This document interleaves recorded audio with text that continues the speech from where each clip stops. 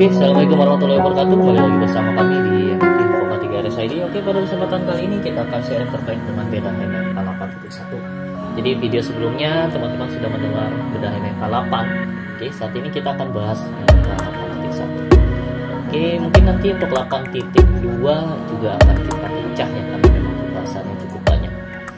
Oke, untuk 8.1 bisa cek di instrumennya ya, yaitu dilakukan pemeriksaan, pemeliharaan, dan perbaikan sistem utilitas. Oke, ini sudah jelas ya. Lalu untuk elemen penilaiannya, yang pertama 8.1.1 adalah daftar inventarisasi. Nah, tadi sudah disebutkan, kalau teman-teman melihat video sebelumnya, daftar inventarisasi ini sudah dibuat di 8.0 ya. Jadi kalau teman-teman sudah membuat di 8.0 itu, maka 8.1 silahkan dilewati aja gitu. Karena surveyor akan melihatnya dari poin 8.0. Lalu yang kedua ini adalah bukti pelaksanaan inspeksi sistem utilitas dan komponen kritikalnya. Oke. Nah, ini di sini 8.2 aja langsung ya. 8.1.2. Di sini ada bicara soal inspeksi. Maka teman-teman silakan buat inspeksi utilitas dan komponennya. Nah, bicara soal inspeksi, ini bicara soal bagaimana kita pengawasan terhadap sistem utilitas yang ada di rumah sakit. Makanya, inspeksi ini berbeda dengan pemeriksaan, pemeliharaan, maupun perbaikan. Oke, jadi dua hal yang berbeda. Kalau perbaikan, pemeliharaan, pemeriksaan itu dilakukan oleh internal timnya, yaitu IPSRS ataupun teknisi atau yang berkompetensi di bidangnya. Nah, kalau inspeksi ini dilakukan oleh pengawasnya gitu. Makanya kalau untuk inspeksi utilitas, pasti di poin wawancaranya yang akan diwawancara adalah penanggung jawab PMFK gitu, atau K3RS. Oke, kita cek. Nah, betul kan? Pasti yang diwawancara ini atau dan ini gitu. Karena memang seorang K3 rumah sakit ataupun PJMFK itu adalah salah satu kegiatan adalah melaksanakan inspeksi. Makanya dalam membuat SPO ini silahkan berkoordinasi satu sama lain sehingga nanti akan ada form inspeksinya. Oke, jadi untuk regulasinya silahkan buat SPO inspeksi utilitas dan form inspeksinya seperti apa. Biasanya dalam SPO ini juga nanti akan ada jadwal inspeksi. Oke, di sini akan dijamin jadwal inspeksi. Kalau inspeksi K3 sih biasanya 1 bulan sekali ya. Itu sih sudah normal. Oke. Jadi inspeksi ini contoh mungkin kayak ketika seorang K3 itu melakukan audit ataupun inspeksi fasilitas saja gitu. Jadi kalau K3 itu kan punya satu kegiatan rutin, yaitu scoring ataupun inspeksi ya setiap bulannya di setiap unit. Nah, itu bisa dilakukan, dicek gitu, mungkin terkait utilitas yang ada di genset, apa aja yang kurang di sana, dilakukan audit atau inspeksi, laporkan temuannya seperti itu. Lalu yang poin 8.1.3 diuji secara berkala berdasarkan atas kriteria yang sudah ditetapkan. Oke,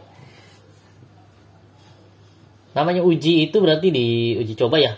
Jadi kan teman-teman sebenarnya nggak perlu bingung sih gitu untuk terkait dengan pengujian ini, karena memang pengujian ini biasanya satu kegiatan dengan pemeliharaan gitu, bisa digabungkan gitu. Jadi kalau teman-teman nggak mau repot, silakan gabungkan kegiatan pemeliharaan dan pengujian gitu. Cuma lebih baik lagi sih dipisah, formnya pun sendiri-sendiri agar lebih detail lagi gitu.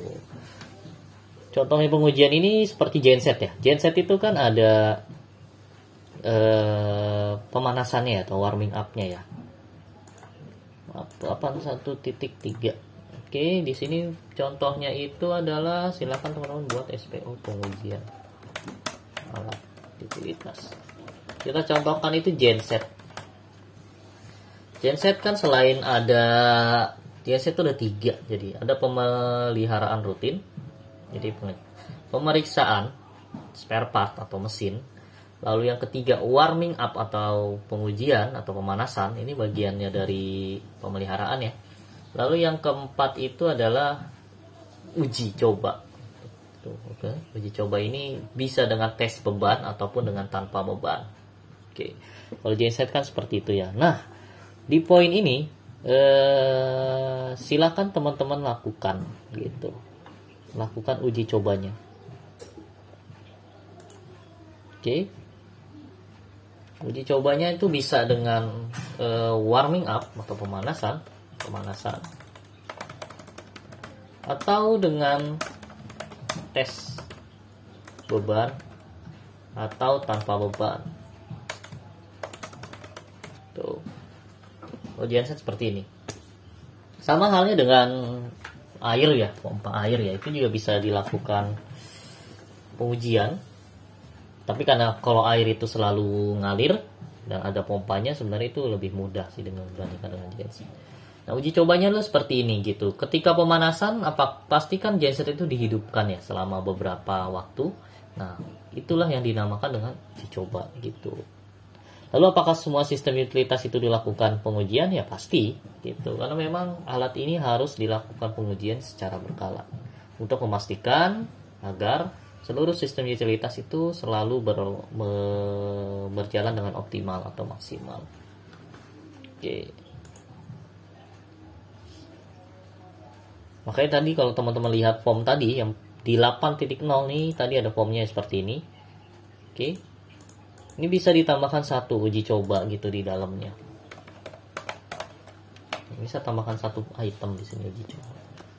Ini sama kayak dengan alat medis. Jadi kalau alat medis kan biasanya tuh diuji fungsi gitu kan ketika alat medis baru ataupun ketika si Atem melakukan pemeliharaan gitu, itu juga bisa gitu, bisa ditaruh di sini. Makanya secara administrasi jika teman-teman menggabungkan kegiatan ini, pastikan di dalam checklistnya itu ada kalimat atau kata-kata uji fungsi atau uji coba, itu sih lebih mudah.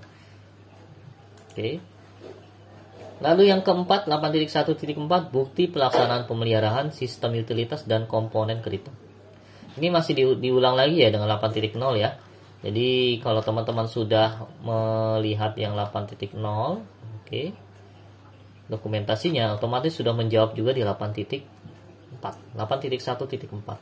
Jadi, bukti pelaksanaan silahkan kumpulkan aja. Jadi kalau di sini pengalaman saya, silahkan kumpulkan seluruh form ataupun checklist pemeliharaan sistem utilitas, dan biasakan ya ketika melakukan pemeliharaan ini, pastikan ada laporan bulanannya gitu. Jadi jangan hanya kita lampirkan checklistnya aja. Surveyor akan lebih suka kalau kita punya laporannya gitu. Jadi dalam 1 bulan ada laporan pemeriksaan pemeliharaan sistem utilitas gitu. Di dalam laporan itu tentu saja nanti akan ada kendala, temuan, ataupun rekomendasi. Nah, itulah yang lebih baik dibandingkan kita hanya menunjukkan nih checklistnya gitu. Dan pastikan saat melaksanakan pemeliharaan, nah ini yang pentingnya itu adalah saya tulis saja ya, 8.1.4, pastikan dalam melakukan pemeliharaan teman-teman itu tadi yang pertama adalah lampirkan form pemeliharaan,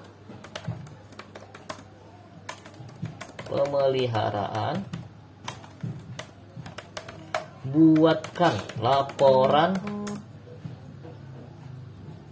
gitu. Jadi siapkan laporan pemeliharaan yang sudah diisi, buatkan laporannya. Laporan ini berisi apa aja ya, itu hasilnya itu gimana, kendala apa, temuan apa, rekomendasi apa, seperti itu. Laporan ini dibuat ke siapa ya? Tentu saja berjenjang ya. Nanti jika tim EPRS membuat, buat kepada atasannya, misalnya kabak umum, buat lagi kepada atasannya, kepada wakil direktur, bisa lagi kepada direktur gitu. Administrasinya seperti ini. Oke, buat laporannya. Nah, yang penting itu di dalam laporan itu adalah rencana tindak lanjut gitu. Ini lagi yang penting. Jadi kalau teman membuat laporan, pastikan ada kendala, temuan, rekomendasi, sudah pasti ya.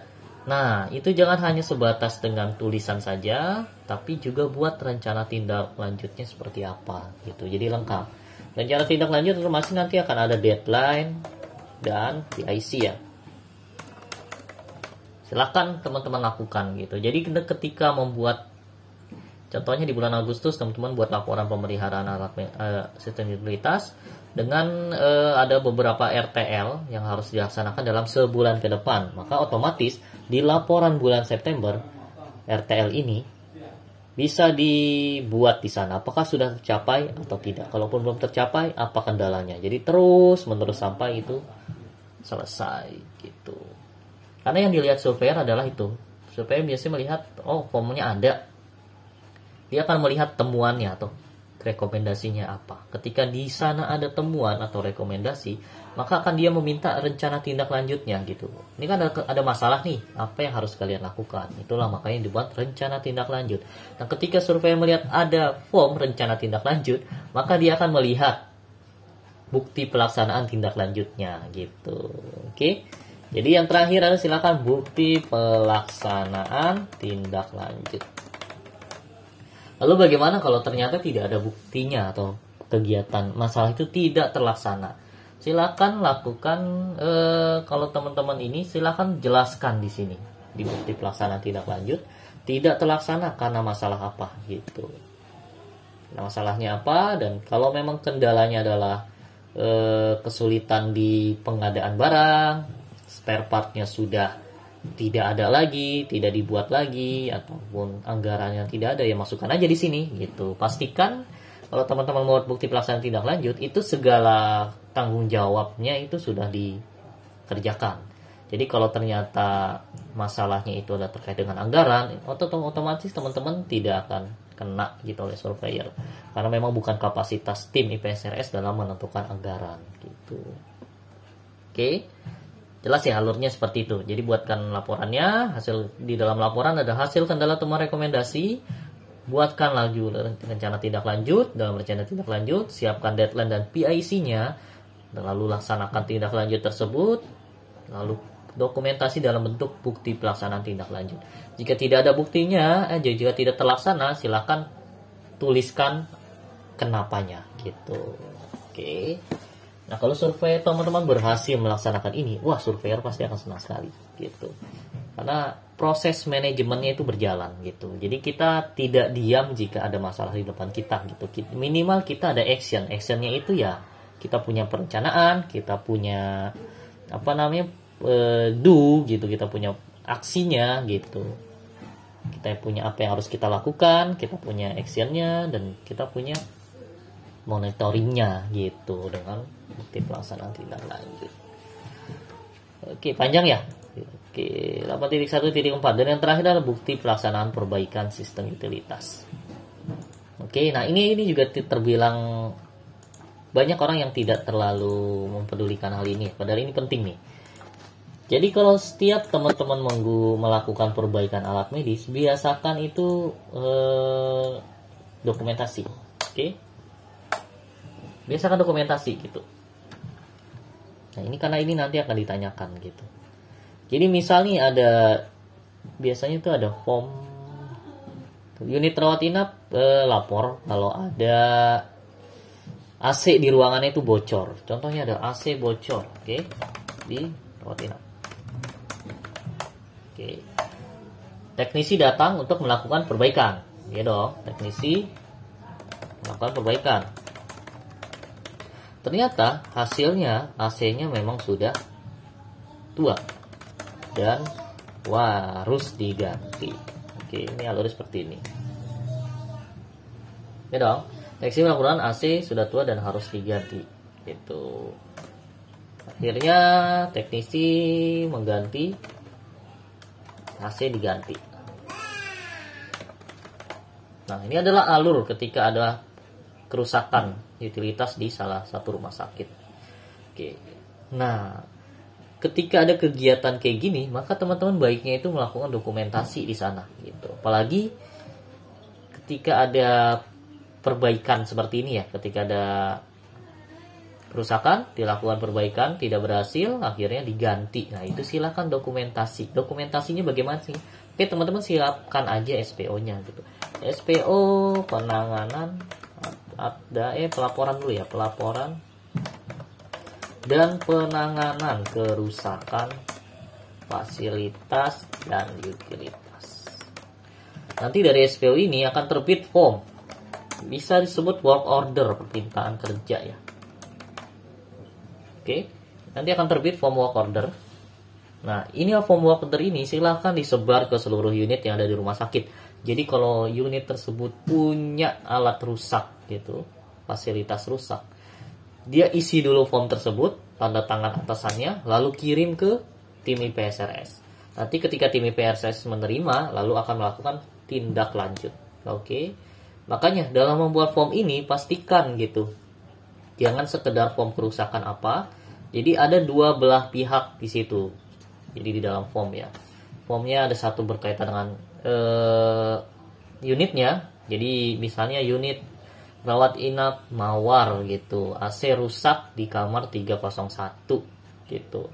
Oke, nah nanti di bawahnya ada kolom soal teknisi atau IPSRS. Jadi IPSRS bilang telah dilakukan pemeriksaan meliputi ini. Nah, oke, masalahnya apa? Rekomendasinya apa gitu. Jadi dalam form work order itu satu kesatuan. Jadi ketika si teknisi selesai melakukan perbaikan, silakan lakukan tanda tangan dua belah pihak, baik itu kepala ruangannya dan teknisinya.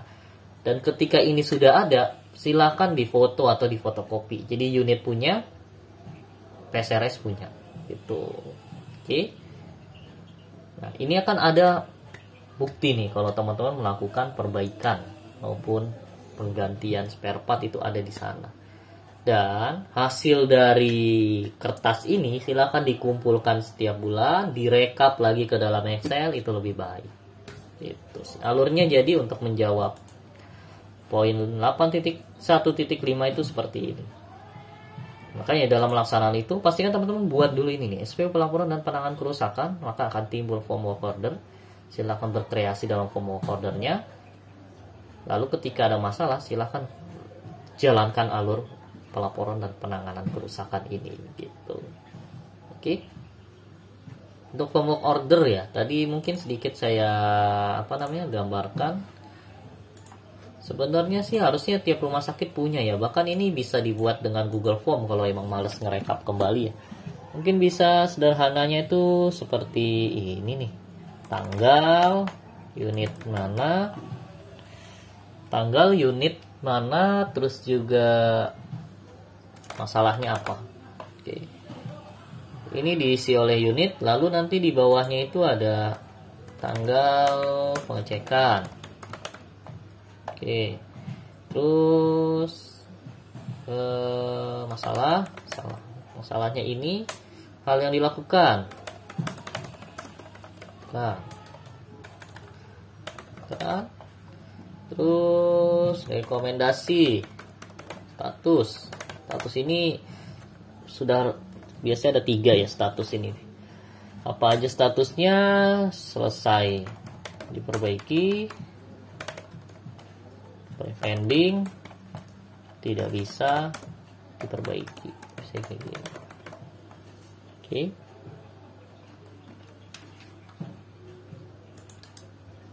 Nah, ketika dia pending atau tidak bisa diperbaiki, maka di sini akan timbul gitu rekomendasi. Oke. Nah, baru nanti di sini ada tanda tangan ya, satu lagi maaf. Tanda tangan kepala ruangan. Makanya ketika nanti silakan diisi, unit mengisi form ini tanggal berapa, unit masalahnya apa gitu. Misalnya AC rusak. Tanggal berapa sekarang? 28/08/22, unitnya Mawar, inap, AC rusak, ditanda tangan Karu. Lalu nanti teknisi datang untuk di tanggal misalnya 29 atau 28, tetap ya, 28/08/22. Hal yang dilakukan adalah pemeriksaan bla bla bla bla. Oke. Nah, ini juga bisa teman-teman tambahkan biar bagus penyebabnya apa. Ini akan lebih bagus lagi nih. Misal ternyata kenapa dia rusak itu karena umur AC korslet gitu, listriknya korslet.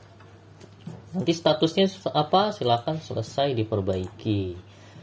Oke, kalau ternyata pending, ya silakan tulis pending gitu.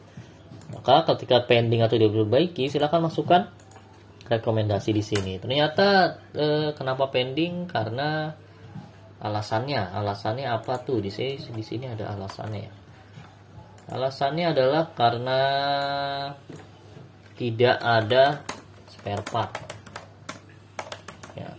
Kalau rekomendasinya adalah beli spare part gitu.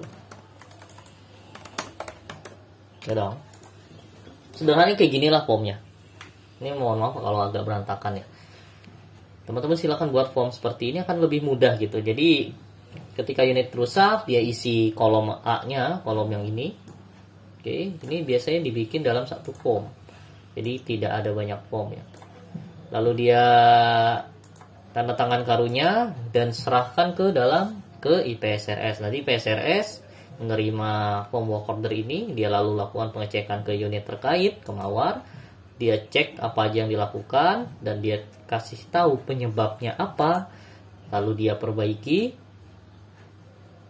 dan dia statusnya bagaimana, status perbaikan, apa selesai, pending atau tidak bisa diperbaiki. Ketika pending tidak bisa diperbaiki, silahkan tuliskan alasannya. Oke, ketika selesai ya sudah selesai, dan ketika ada pending tidak bisa diperbaiki, tuliskan rekomendasinya apa. Lalu nanti di sini akan ada tanda tangan teknisi, karu, tanda tangan teknisi ya. Gitu. Jadi sama-sama kedua belah pihak mengetahui gitu. Dan ketika statusnya itu pending tidak bisa diperbaiki, maka form ini akan balik lagi ke tim IPSRS gitu untuk diselesaikan beli spare partnya gitu. Itu sih alurnya seperti itu. Silakan teman-teman berkreasi untuk formnya baiknya seperti apa gitu. Oke, kayaknya 8.1 itu udah selesai ya. Habis ini 8.2. Nah, ini cukup panjang tadi, 18 menit bahkan 21 menit. Mungkin saya akhiri aja ya. Habis ini kita akan bahas terkait dengan 8.2. Oke, mungkin terima kasih atas kesempatannya. Tunggu video berikutnya. Terima kasih, selamat pagi. Assalamualaikum warahmatullahi wabarakatuh.